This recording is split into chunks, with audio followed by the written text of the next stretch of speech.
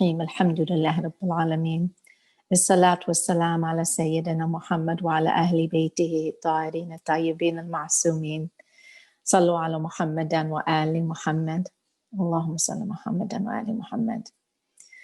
Thank you, Jinan, and MYC, thank you for your continuous leadership. So the topic today and for next week is a series on issues that concern women and leadership. And I hope to be able to reflect and to speak with all of you about this and to hear your thoughts and whatever I can do to answer any of your questions. I'm very honored to do that. This is an interesting issue to me. And I'll tell you, the reason why is because I don't think that I see male leadership and women leadership. I know that that exists. I understand that that exists in the minds of people. But I think for me, I see human leadership. I don't see genderized leadership. Now, you might say, and the reason for that is because I just personally, at a very deep, visceral part of my soul, I believe that if Allah subhanahu wa ta'ala created us equal, he may have given us different roles to fulfill. I understand that. I get that completely. And I'm totally, obliged to the role that I play as a wife, as a mother, as a daughter, as a sister, as a cousin, as a friend, as a daughter-in-law, all of the family roles that we have, that men have as well. But I think why, for me, it's about human leadership is because I think we somehow do not give Allah subhanahu wa ta'ala enough credit when we fall into the buckets of male leadership being stronger than female leadership. One of the reasons why I find this also very, very fascinating is because we have such a history of women who were leaders in our Islamic tradition. And there's no real shortage of them. And these are women who, I've said this many times before, at the drop of their name, people cry. At the drop of their name, men begin to tear and cry very, much from the bottom of their hearts. It's not always so often that the name of, male figures are mentioned and there's this visceral reaction. Of course, there is with our imams, Imam Hussein certainly, and all. But what my point is that throughout our Islamic history, and especially the tradition of Ahlul Bayt, there has been balance for the women who have been leaders in their own right, but it's never been forbidden. I think sometimes the problem that we're experiencing these days is that we've become enculturated. Most of us have come from bicultural situations where we may have been, raised in the tradition of one country and we live in this country. And so we carry this biculturalism. And in the biculturalism, we certainly have learned what gender roles are. So today is to really just kind of go through, what does it take to really have effective leadership? Not what's it take to be a female leader, and not what does it take to be a male leader, but to really shed a little bit of insight on what does it mean to lead. Now, I have a personal belief that God created everyone to be a leader, and in the sense that you are responsible for yourself. You have to lead yourself. No one is going to your heaven with you. You have to go by yourself. So what does that mean? If God is holding you accountable for yourself, that means that you yourself have to have been born with the talents and the abilities to lead yourself. And I think that's where it begins. We can't expect to lead other people if we can't conquer ourselves. So the first part of leadership is self-discipline. It's understanding who you are, understanding your talents, understanding the gifts that God has given you, because God certainly has given every single human being different gifts. He's given you different purposes. And the whole idea is that these purposes and these gifts come together for the collective good of our humanity. So I may have a set of talents and gifts. Your set of talents and gifts may be different than my set of talents and gifts, but we lead with these talents and these gifts. One of the most major mistakes people make is they don't understand the gifts that God has given them. And if they don't understand the gifts that God has given them, meaning they don't understand their purpose, they haven't taken the time to figure it out, that means that maybe there's a good chance they haven't spent enough reflective time with God. They haven't spent enough time talking to God, asking God what it is that he wants of you. What is it that he wants of me? You have to you have to center yourself, not be self-centered, but you have to center yourself within the framework of God. I believe this. And the reason for that is because if you do that, then you understand that humility is the number one leadership trait. Now, in the West, in many other places around the world, humility's kind of gotten a bad rap, meaning that if a person led with humility, that may have been seen as a weakness. But all of the studies show that the most effective leader is the one who has humility. And every leader that has had humility, past or present, has that humility because there's a sense of God consciousness that they've developed and God has responded to them. So God has placed in them the ability to feel and to understand deeper meanings. So humility is your number one. So I say we have to spend a lot of time talking to God. Now, I know that we should all be praying formally, and inshallah, everyone who's listening here does pray formally. But as I say at the NYC retreats, after you're done praying formally, put your head back on the ground and spend some quality time with God. Talk with God. Call him by his beautiful names. Ask him for his guidance. Ask him to make you what he wants you to be in this day. Ask him for his nur.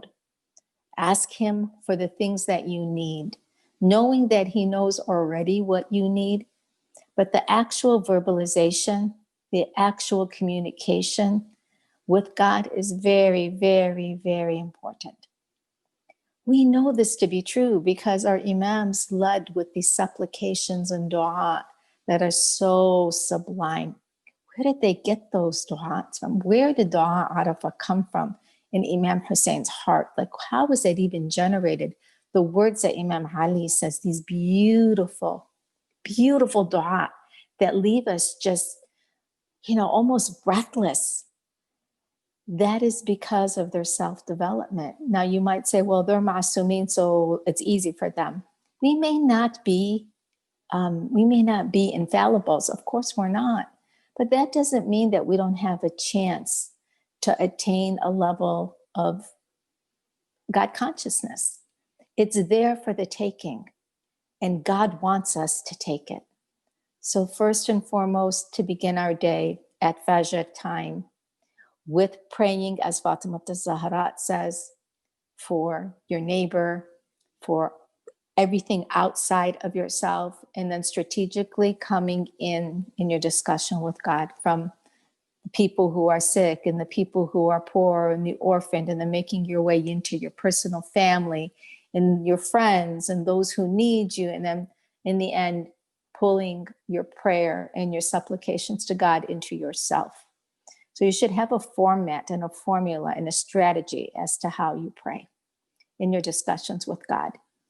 And then to know that, after you've done that and after you've submitted yourself that day and that morning, whatever happens throughout that day, you know that it's happening in the covenant of God because you submitted to it early in the morning before you started your day.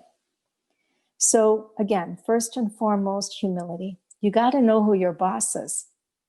And your boss is not the person that signs your paycheck. That's a really critical point. I'm nobody's boss. And if I am successful as a leader, I think it's because I am no one's boss. And the reason why I'm not anyone's boss is because only God is the boss. Only God is the founder. I'm not the founder of Zaman International. I don't believe in that. I may have started it, but I'm not the founder. We're not the founders of anything. God is the founder of all things. So I'm not a boss. So we got to know who the boss is. We know who the boss is. We've submitted our prayers. We start our day. We know our gifts. Now you might say, well, that doesn't square with humility. No, it does square with humility. You know how it squares with humility? If you know yourself, you're closer to your Lord. Pay attention. You know deep in your heart the gifts that God has given you to function. You know very well what they are. And you know what you don't know. In other words, you know what your weaknesses are too. And so in order to really be compelling in terms of how it is we build out our families, our communities, our leadership roles, we have to really understand at the very, very core the order in which things need to happen. The other thing I think that's important is, I always say, you have to start with the right intention. Everything starts with the right intention. And if you can start with the right intention, you have to pay attention to the right time. Things have the right time. They have the right circumstances.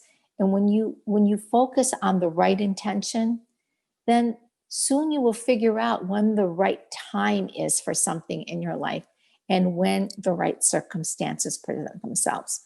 When those three things align, you can have a successful whatever it is you're looking to do, whether it's marriage, whether it's your education, whether it's a job, whatever it may be. But the problem often is we're pushing because we want certain things and we want them now. But we're not allowing the divine to be the true planner of those things for us. But if we have the right intention, eventually God will provide the right time and the right circumstances. Now that's what we call the ripen theory. It's when something is ripe that you can harvest it. So that's another really, really important thing in terms of formulating your thoughts around leadership. The other thing is competence. Competence over confidence. That's really important. A lot of people think that if they're confident, that they can buy their way through life. It's not true. People will poke holes inside of your confidence. It's your competence that makes you qualified to do any job. So you really have to seek that competence. And when you see someone who is confident but doesn't have the competence, go the other direction, because they're not the person you want to follow. They're not going to be a good leader. Good leaders know what they know, and the best of leaders know what they don't know, and they know how to find people to fill those gaps. You and I, no matter who we are in the world, it's impossible for us to know everything. So that's why it's critically important to understand what your gifts are, what are your passions, what do you bring to the world, how will you leave the world, what contributions will you make, how will you make those contributions, when is the right intent, where is the right intention, when do you make your right intention, when is the right time, when is the right circumstance, allowing God to guide you and being patient with his guidance as well. So in addition to competence over confidence, there's also something in leadership that we call self-awareness over self-belief. Self-awareness over self-belief. A lot of people, not only do they have too much confidence and not enough competence, but they also have a lot of self-belief. What's that mean? It means that they're really high on themselves. They really think that they are something special. They lack humility. People who have humility understand that their capacity is never finished. because they understand in a leadership style that runs with humility as one of the forefront characteristics, that there's always something greater to be accomplished. And we are not the greatest. It's impossible. Any leader who thinks they're the greatest is really a leader that would poison the waters. And we've seen this. We've seen leadership styles of people who think they are the greatest. They are the center of the universe. Everything has to revolve around them. They have zero humility. They almost think that they themselves are the embodiment of God. God forbid. Very, very dangerous egos, very dangerous self-centered human beings. And these people can cause and wreak havoc on families, on communities, on nations, on our world.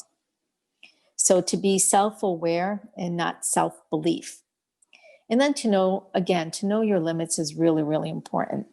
Now, we are talking a little bit about women here tonight, even though I think that, genderizing the roles that's not exactly the way I look at it personally myself. I mean, I'm looking at a human being. I'm looking at the human elements. I'm looking, when I'm looking at you, let's say, for example, you're coming to work at Zaman. I'm not looking at whether or not you're male or female. I'm looking at your competence, but I'm also looking at your belief system. How are you wired? What are your gifts? What do you bring into the world? Nobody comes to work, by the way, at Zaman without doing what we call a Strengths Finder 2.0. And everyone should take a Strengths Finder 2.0. It's a Gallup study. It studies the 37 human traits that are natural to all of us. You pay $15, go to the Gallup website, pull up Strength Finders 2.0. You can't fake the test. It's about a 30-minute test. I really encourage everyone and anyone that I mentor to do this. And it will tell you what your top 10 strengths are, but it's your top 5 strengths that you want to work in, right? So these are the gifts. This is your DNA. This is how you're hardwired and how you're soft-wired. These are the things that are like your default mechanisms. You're going to always have these talents. They're not going to wait. They're not going to go away. It's what makes you you. It's what makes you unique. It's what makes you your fingerprint. And so if you know these strengths, then you can use these strengths to help you accomplish your life, really, basically. That's the very truth of this. And so I'm a really, really big cheerleader or proponent of being able to take a Strengths Finder. And I think it's a good time to take it when you're about 18 years old. And then, you can repeat it later on in your years. But these are very, very well-studied human traits. And by the way, it's like 1 in 1 million that someone has the same sequence of traits that you have. They may have similar traits, but not the same sequence of traits. It's not used the same way. So this is why it's unique to you. It's really powerful. I really encourage you to do this. The other thing is that, from a scientific perspective, women do lead a little bit differently. Now, I might get pushback about this. And again, I don't like to genderize, but women in general, according to, some of the studies that have been done, they tend to be more team leaders. They tend to lead more with inspiration. They tend to pull the best out of a person. They tend to focus on a person's, again, their strengths. They're able to listen better. They're able to probably be a little bit more empathetic. So you might say, well, how come there aren't more than women leaders in the world? And again, that comes back to roles. That comes back to the cultures and the ways in which women have been perceived. One of the reasons why I'm such a strong Muslim woman is because I grew up Arab. And in the Arab world, it's definitely a men's world. 100%. We all know this. I mean, I grew up doing all of those very subservient things, and the men just sat down and the women cleaned their plates out in front of them. And we did all of that. I was okay with that. I was perfectly fine with that because I always did it from a place of love. I mean, who was I cleaning after? My brothers, my my father, my family. I loved them. So for me, it was a place of love. But when I became Islamically oriented, I began to see that Islam actually gave women significant rights and a significant role and did not diminish her humanness at all. So I started to see this new light. I started to see this new paradigm. I started to understand that, no, God wants me to use my intellect. God wants me to be able to be the best mom I can be the best wife that I can be the best nurse that I can be the best that I can be in all of the faculties that he gave me. But quite honestly, a lot of that was suppressed. And then as you move through your years and you grow in our communities, it's been just recent, I would say the past 20 years, that women really took an active role in community life in our community. Or, they were never found in the boardrooms of our mosques. If anything, this community, the Dearborn community, may have been one of the first communities that had women sitting in their boardrooms. But for the most part, we were in the kitchen. I was okay with that too. I love being in the kitchen. But in the kitchen, I might be able to make you the best food. We might be able to enjoy that. I mean, I love doing that kind of stuff. I've done it for the YMA and the MYC at our retreats. Love that because I love to serve people. But that doesn't mean that you're actually getting the best of my decision making. So, keeping us in the kitchen or on the second floor or in the background means that you're cutting out half of humanity's intelligence. Is that what God says we should do? No, of course not. So I'm very fortunate. I've told the story many a times. I'm very fortunate to have been raised by a father who believed in his girls. It was all about his girls. And it was more about his daughters than it was about his sons. Unusual, right? And so my father was always just, you can do this, you can do that. If you make a mistake, do it again. Don't worry about it. Don't worry about what your mother thinks. You can do it again. And so I had the privilege of growing up with a father who very much appreciated me and my sister and my mother and adored the three of us. And that also gave me self-awareness and great confidence. So I say this because all of you brothers who are out there, I said this a million times. I do personally believe, this is a personal thing. So I don't want anyone to say, oh, she said. This is my personal belief. I think I'm entitled to that. So I personally believe that first relationship, when you are parents, and inshallah, most of you will be, and if you could be, the relationship between the father and the daughter is a critical relationship.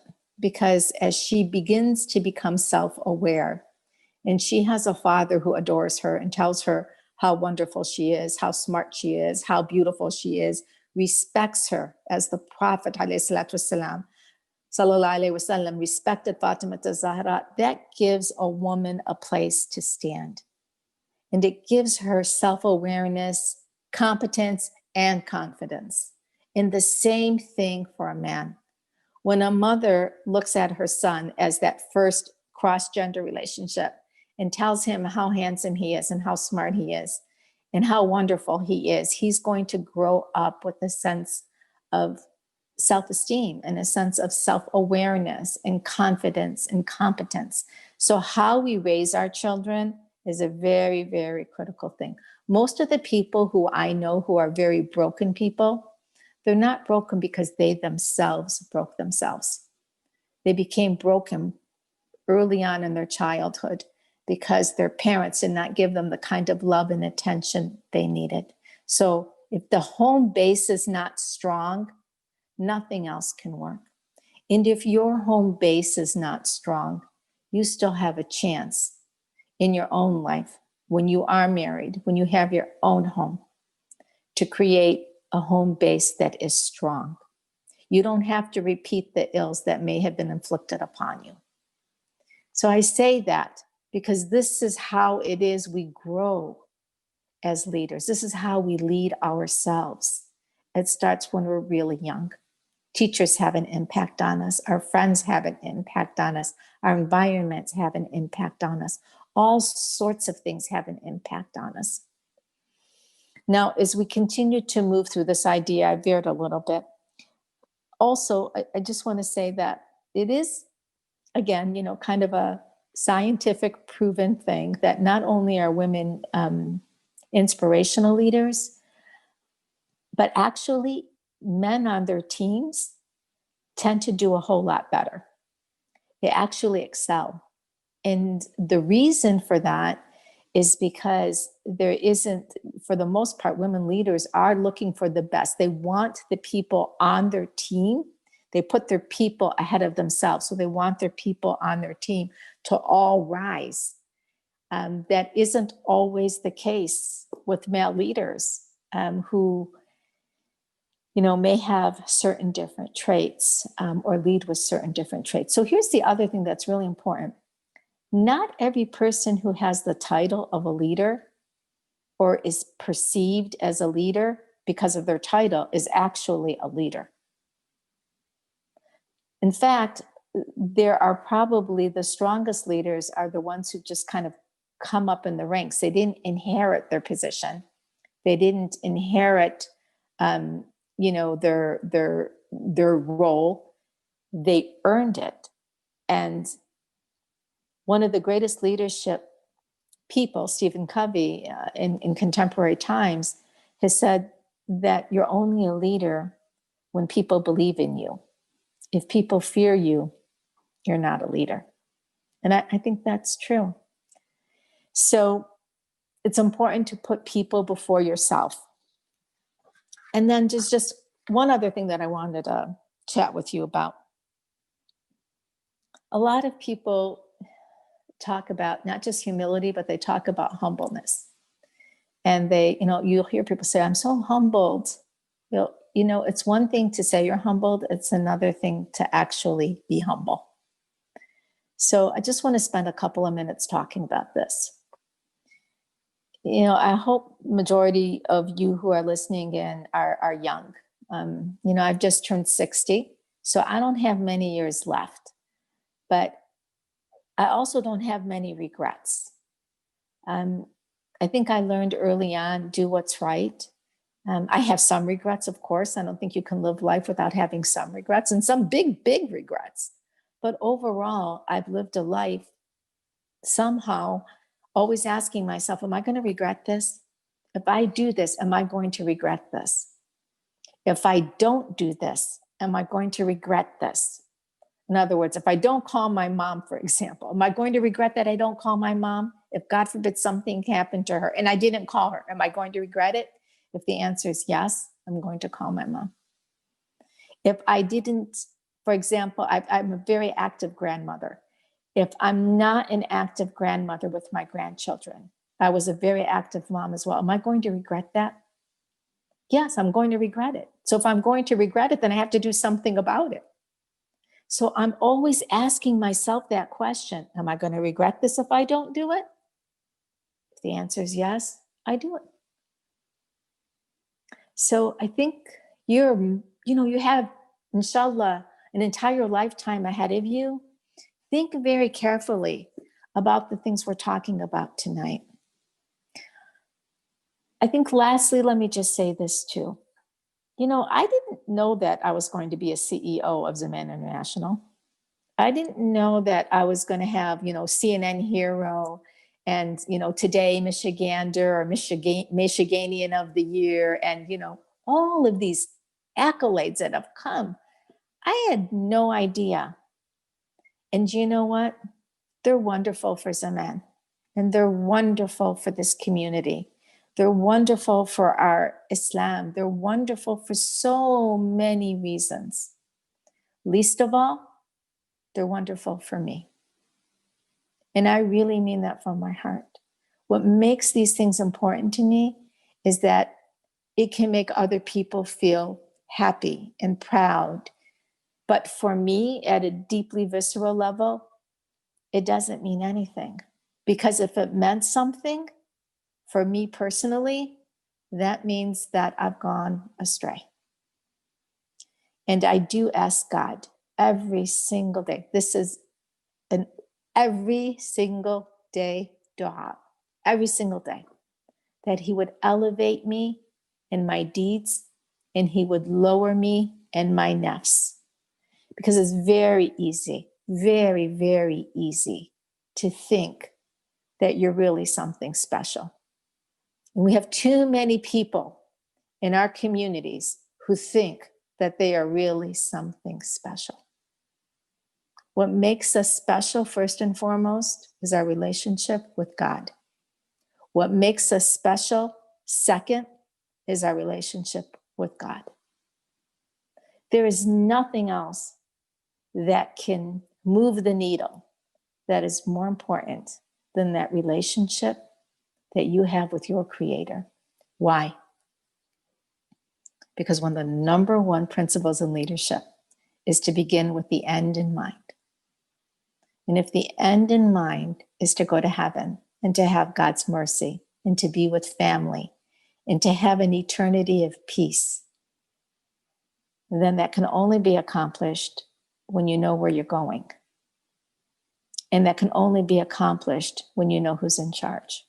And that can only be accomplished when your head is down and you are humbled and you are full of humility because you know who's in charge. And you know that you're one of billions upon billions of specks of human beings. So I'd love to be able to open it up to some questions if you might have some. And it's 8:40, so we have perfect timing. And I think, Jinan, you are on. So if anyone has questions, Yes, please I'm feel on. free. So does anyone want to send some questions through the chat or message me privately? And that's completely fine. Does anyone want to like go for it? Or do you guys want me to start the questions? Because I do have a few questions.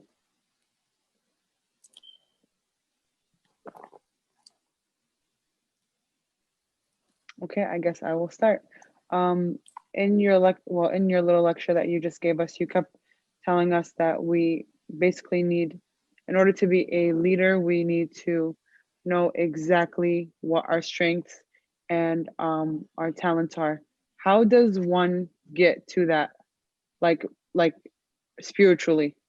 Like I don't know if this makes sense, but spiritually you have strength and like, and then characteristic wise you have strengths. Like for example, a person can be disciplined in like their work life, their academic life, but lack discipline in their spiritual life. So like how does one like unify all of that into aligning themselves with God? Well, I think, if you take a strengths finder, you're going to find out what your natural strengths are. So that's one component of it. It's kind of your personality. Mm-hmm. But if you know what those strengths are and you start to work in those strengths, then what happens is you start to understand yourself.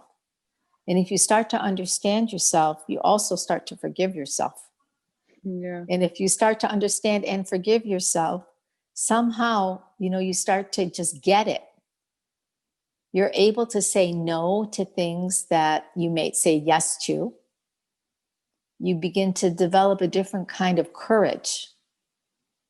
And with courage, eventually comes spirituality.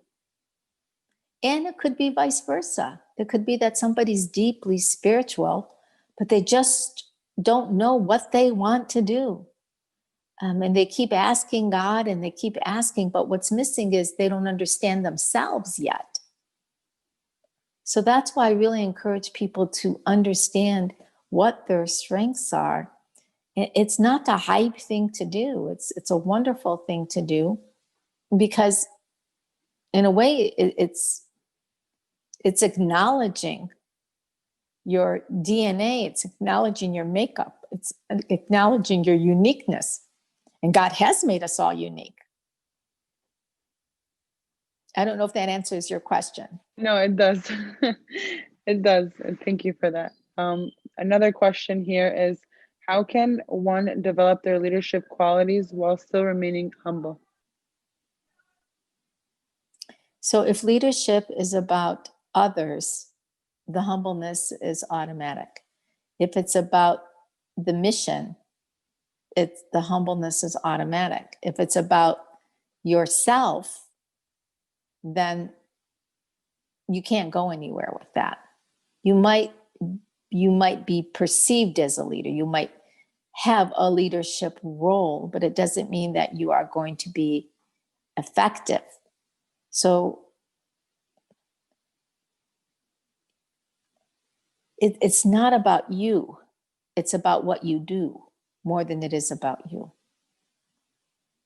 And listen, there's different types of leaders. There's actually 5 levels of leaders.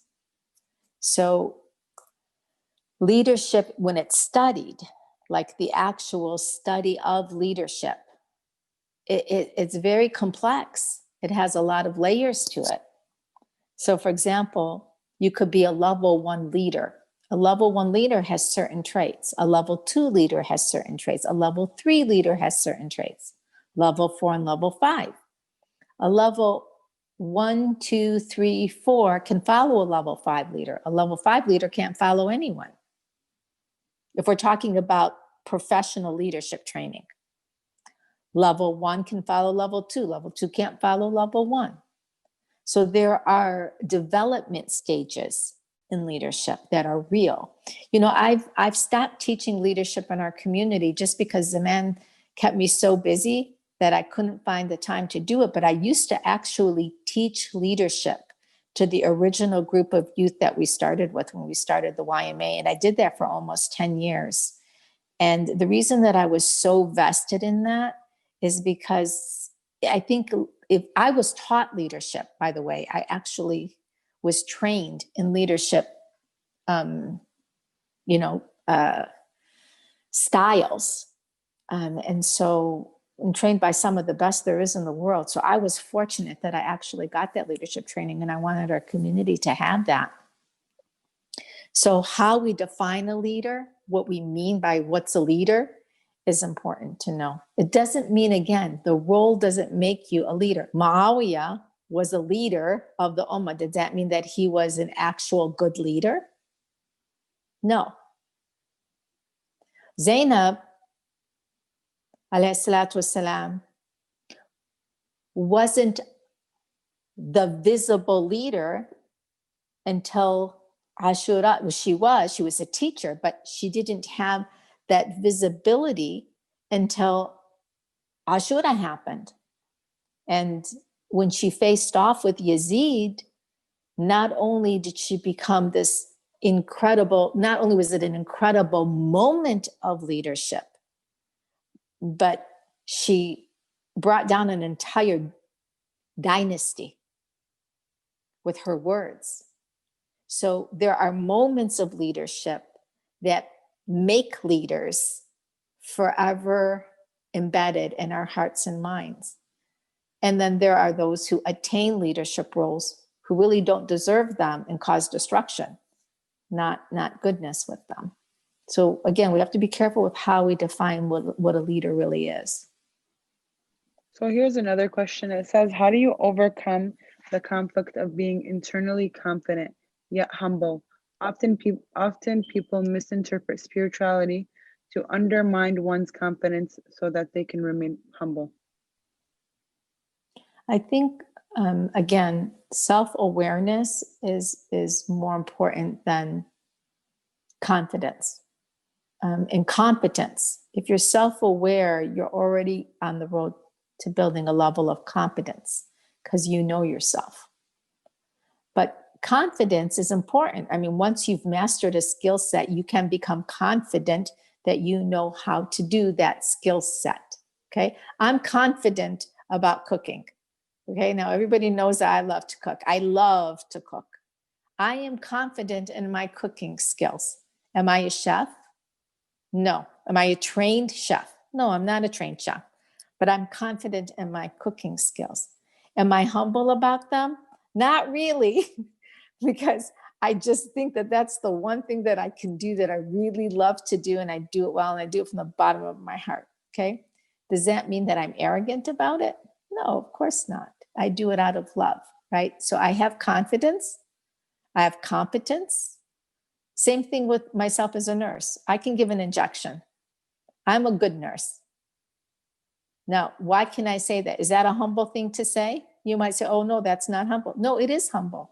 Why? Because I have the competence behind it. I am confident of my nursing skills. I'm confident of my nursing knowledge. Otherwise, I wouldn't share it with so many people. I'm very confident that I can help people. Does that make me not humble? Does that make me not have humility?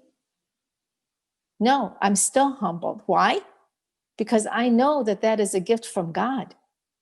I still have humility. Why? Because I know that without God giving me that intellect, I couldn't do any of that. I wouldn't be any of that. So humbleness and humility comes from understanding your place in the universe with God. It's God consciousness. That's what constitutes humbleness and humility. But if God consciousness is missing, then you have arrogance. Confidence is tied to competence. Spirituality is tied to God consciousness. Thank you for that. Another question is, you mentioned that God gave us all the talents, and sometimes we don't understand that, or we might not know how to apply them. What spectrum would this be on? What if we were given a talent that might go against Islam, or we cannot publicly share? How would we go about looking at what our talents are? So again, I'm talking about your strengths as well as your talents, right? So some people might be very talented in a specific area. Let's call it music. Okay, maybe they are literally talented as a musician. Let's say that they have an incredible singing voice. But that doesn't mean that just because they have that talent, it can be used in an Islamic way. It's only problematic when it's used in an un-Islamic way. So I personally have not seen talents that cannot be aligned with an Islamic personality. Can someone here on the chat think of one? If you can, please type it into the chat because I would like to know what it is.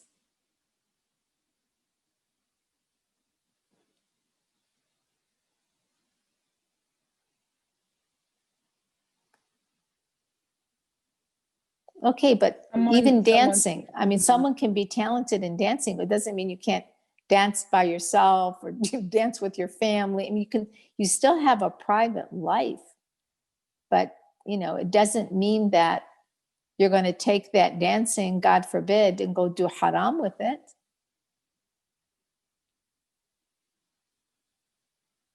So we can be talented and we could train our talents. We can still embed our talents and use them for the greater good. And that's the challenge, is to use your talents for the greater good. But strengths are different than talents, by the way. Strengths are personality characteristics. There's a difference between that and your talents. So these 34 human traits, they're very different than like the ability to dance or the ability to be athletic. It's not like that. It's very different. It's human traits, human characteristics, like connectedness, like belief, like positivity, like empathy, like learner, like there's all these different traits, and we have them. Another question here says, how are we able to set boundaries without worrying about regret? How are you able to set boundaries without worrying with regret or about regret? I need an example. So you brought up how you live your life in a way where you ask yourself before you commit a certain action or you commit a certain behavior that you like, will I regret myself for, like, will I regret myself in doing this? I think this person is asking in a way is, how do you set that self within, like, how do you instill those in boundaries within yourself that where you're constantly thinking about like I how, see. I get it. I get it. Okay. So now I'm not saying this person is saying that, but let's say, for example, you know, Islamically, you shouldn't cross a boundary. Let's just say you're chatting with someone and you're like, oh my God, am I going to regret if I say this? Yeah, I'm probably going to regret it. Oh, I'm going to say it anyway.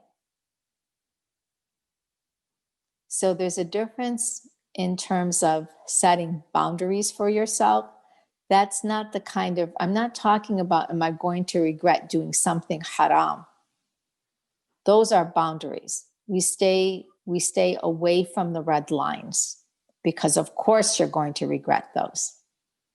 You will definitely regret crossing red lines. If you don't regret it in the moment, you're going to regret it in your future. It's going to come back to haunt you. You will regret doing haram. You will. At some point in time in your life, you will. But we also have repentance to help us with that, and conversations with God, sincere repentance to help us with that. I'm talking about regretting, you know, am I going to go to school? Am I going to regret that I didn't go to school? Am I going to regret, you know, I don't know. I mean, there's so many things that happen in a day, you know, in our lives, but asking yourselves, are you going to regret it? But I'm talking about healthy regret. I'm not talking about anything that borders haram. There's no way around that, by the way. Let's just be very clear. When we do haram, it's a haram for a reason. The reason that it's a haram is because it's not good for us. So if we cross a line and we do something we shouldn't be doing, then it's hard to live with the rebound. It's hard to live with the effects of doing that haram because it has a life of its own. It catches up and it's destructive.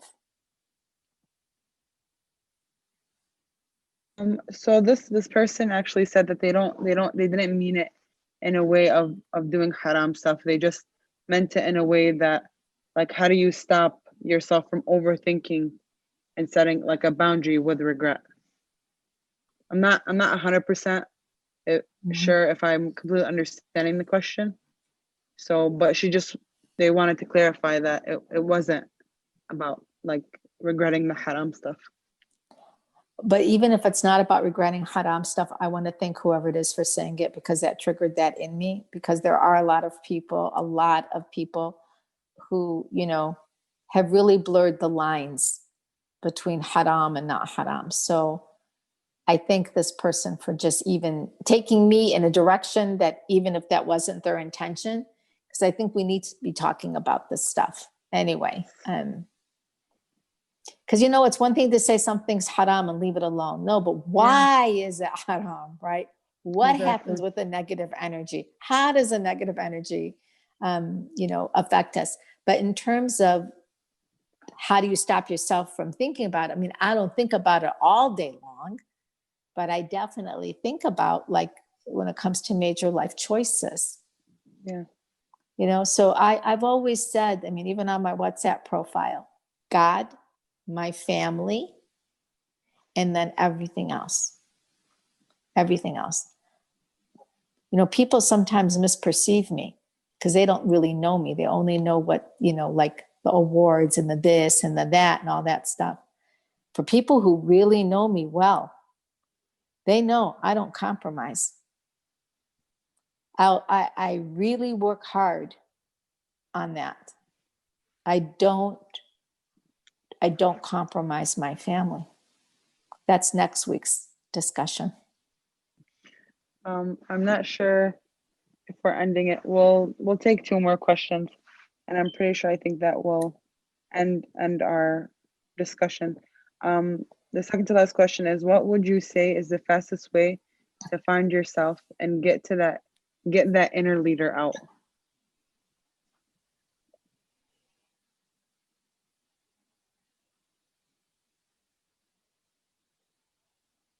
I think, you have to spend time with yourself too. I think you have to spend time with God, but you have to spend time with yourself. And you have to start paying attention to your patterns. Again, I've just given you all a golden key to your own personal success. Take a strengths finder. Find out what your true strengths are. And if you are able to learn what those strengths are, that's the first step to unlocking your personal success. And if you can, be personally successful in your spiritual life, in your family life, in your, community life, things grow. That's just the nature of things. Influence grows. And it grows because you've been able to master yourself. Imam Ali talks about this. To know oneself is to know God. And so I'll give you an example. I've given this example before. You can just Google it. Just Gallup Strengths Finder 2.0. You pay $15, or you can pay $45 to $60. The $15 assessment tells you your top strengths and your themes, and then the more expensive one goes deep into the personality trait and how it plays itself out. Okay? So one of my strengths is connectivity. In fact, it's my top strength. So it means that I believe that everything in the universe is connected. Guess what? I've always believed everything in the universe is connected. I love people. I love the human family. I always talk about that. Why? Because I believe that we're connected. I've been with the youth now since 1996. Why? Because I believe in you. I believe we're connected. And so as a child, I would cry a lot. My mom would always yell at me, "Stop crying. Why are you crying? Why are you crying? Why don't you stop crying?" Got to the point where I would hide to cry. If I saw people leaving at the airport and saying goodbye, I cry. If I saw Johnson & Johnson commercial and there's a baby and a mother on the commercial, I cry. I'm not kidding you. I cry like crazy. I cry a lot. And I always punished myself for crying. I used to hide. I used to go to sleep and cry. And I used to feel very misunderstood, why no one understood why I was crying. And so when I took my strength finders years ago, about, I don't know, maybe 7, 8 years ago now, I think it's been, and connectivity was my number one, I'm like, oh my God, that explains why I've been crying my whole life. Now I forgive myself for crying. Now I know why I'm crying, but now I know why I can't see somebody hungry. Because of connectivity. I can't see it. I can't deal with it. I have to do something about it. Now I know why I connect with the dead. I couldn't figure out why at 15 years old, I was okay going and washing dead bodies. And people used to look at me like I was weird. And I used to think there was something wrong with me. But my strength finders taught me there's nothing wrong with me. That's just the way God made me. So you come to an acceptance of yourself. You see, that's why I want you to do this. And again, your default mechanism in your strength finder is your top 5 strengths. Okay. Another one of my strengths is positivity. I can't be around people who are negative. If I'm around people who are negative, or let's say, for example, I'm sitting in a meeting and someone, all they do is complain, I turn my brain off. I don't even hear them anymore. I can't take it. So now I know I can't be in rooms with people who are negative all the time. I can't be in a meeting if it's just negativity. I can't be in an environment that's deeply negative. Why? Because it goes against the natural God-given trait of positivity. And I will find a way to turn lemons into lemonade, or whatever they say, right? That's that trait. So it's not that I'm great. No, it's because that's just the way God made it. And so if I know the way God made it and I operate in the system that God made, I might have a more successful life. Are you going to take a Strength Finders, everybody? Yes. I am. Oh, Yes. Another question goes to says, what continues to drive you all of these days? Do you ever want to take days off? Never. No way. Take a day off. What's that mean? No. Mm-mm. Nope. Never. Mm-mm. I don't know how to hold still, first of all. My husband's always yelling at me. Even when everybody's sitting at the table, I'm still running around the kitchen. No. Mm-mm. I can't do that. And the reason why I think I can't do that is I'm very aware of the end of my life. I think about it all of the time because I'm very aware that God is what gives me the breath. He gives you your breath, and God could take that breath away any single second. And will I regret that I could have done something in that moment that would have been good? I will regret that. So the only time I'm really holding still is if I'm going to sleep. But otherwise, no. Mm-mm. And I think that comes from the connectivity again. Here's another, I'm sorry to cut you No off. problem. No. Here's another question. How do you use your leadership qualities to compartmentalize your natural emotions?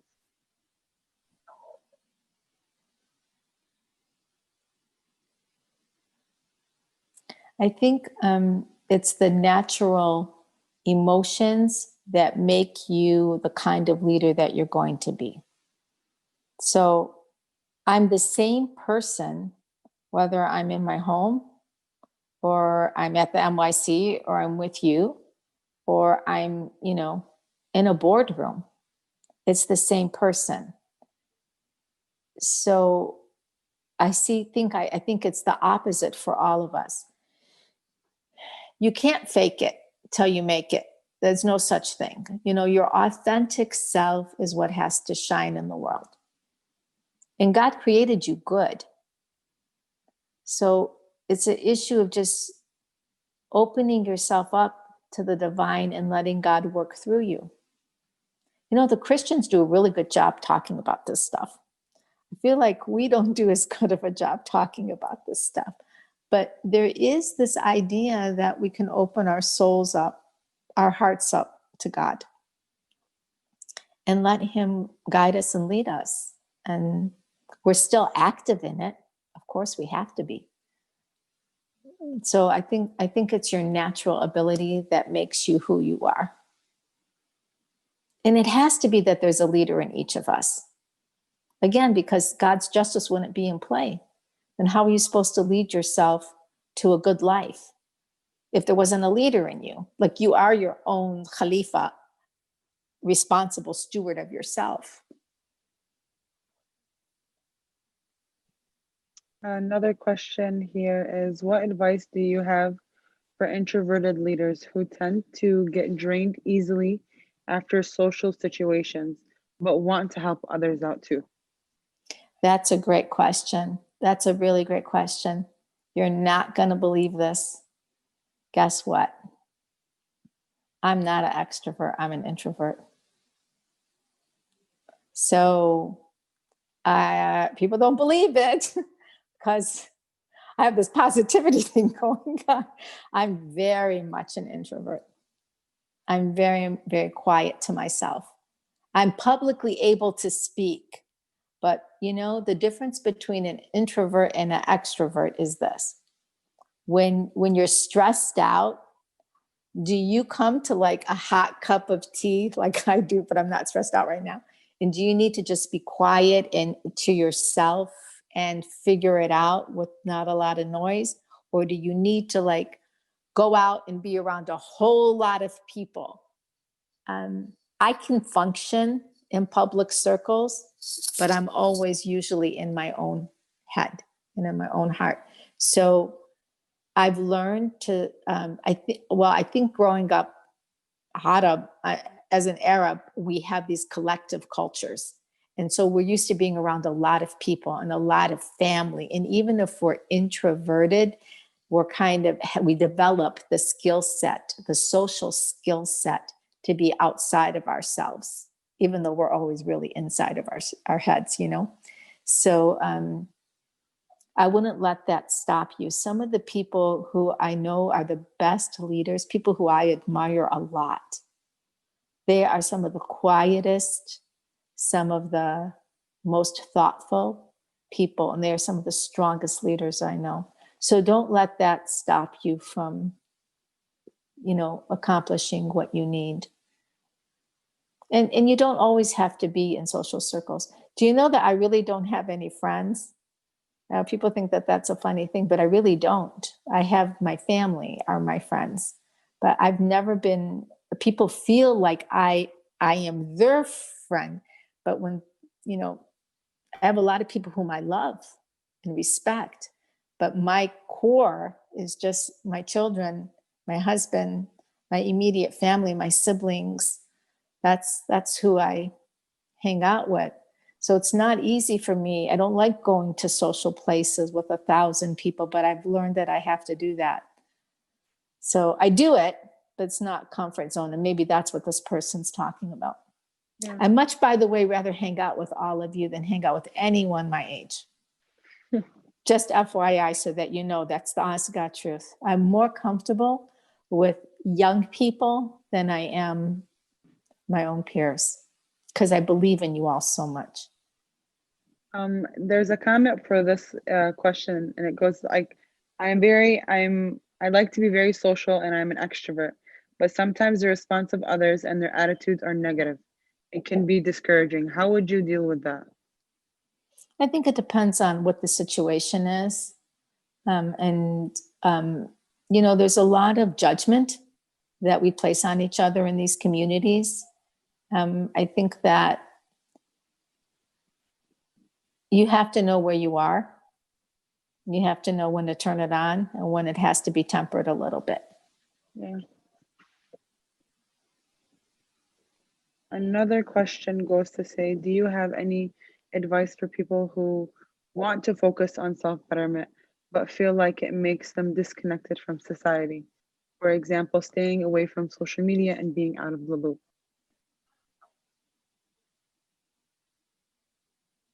I still don't have a Facebook account. I don't know that you have to be a monk to be working on self-betterment. I think everyone has their own formula, though. So if self-betterment for you means that you should pull away from social media and other things, if that's what you need to focus on yourself, then do that. Because, in the end, none of those things are going to go to your judgment day with you. And if you're going to regret that you haven't done that you haven't worked on yourself and pulled away from those things to have some quiet time for yourself, you should definitely do that. People who love you are going to always be there. People who just want to use you, they come and go. But the people who love you, really care about you, they'll care about you when you're there and when you're not there. And if they really love you, they'll want you to improve yourself and take the time that you need to self-reflect. There's nothing wrong with that. If people hold that against you, they really aren't the people you ought to be around anyway, because they don't want what's best for you.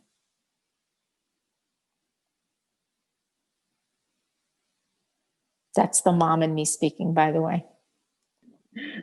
Yeah. I think that I believe that is all the questions that were in the chat. If anyone else has like a dire question that you guys want to ask away. Otherwise, I think this would be the end of our conversation. Anyone?